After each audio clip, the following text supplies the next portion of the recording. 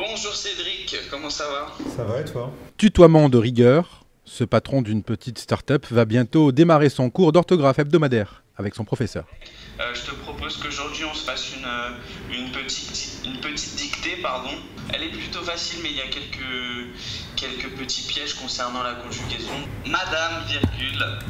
Pendant une demi-heure, Cédric va s'entraîner de son bureau, sans aucune honte et de façon ludique, avec des exercices adaptés à sa situation personnelle et professionnelle. J'étais extrêmement mauvais en orthographe scolairement, au collège-lycée, parce que la pédagogie était absolument pas adaptée. Et vraiment, du coup, j'avais développé une espèce de dégoût pour l'orthographe. Une remise à niveau pour montrer l'exemple à ses collaborateurs, à qui il va proposer une formation collective en orthographe.